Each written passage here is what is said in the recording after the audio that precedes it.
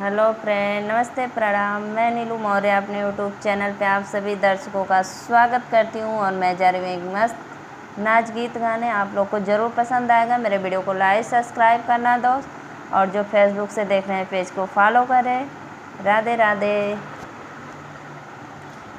नैहर नगरी राजा बड़ा निकला गए, नैहर नगरी राजा बड़ा निकला गए, नैहर नगरी राजा बड़ा निकला गए।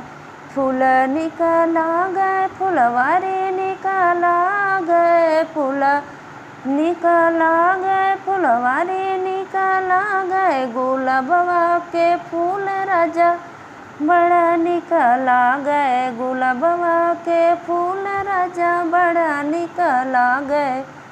नैहर नगरी राजा बड़ा निकला गए, नैहर नगरी राजा बड़ा निकला गए।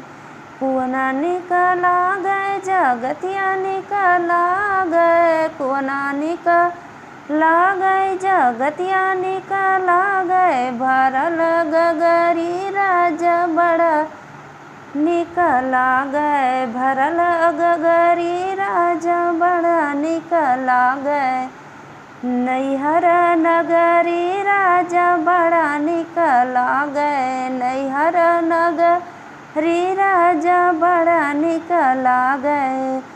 महला निकला गए, दो महला निकला गए, महला निकला गए, अटारी निकला गए, लगल सोफा राजा बड़ा निकला गए, लगल खिड़की राजा बड़ा निकला गए, लगल खिड़की राजा बड़ा निकला गए। नैहर नगरी राजा बड़ा निकला गए, नैहर नगरी राजा बड़ा निकला गए।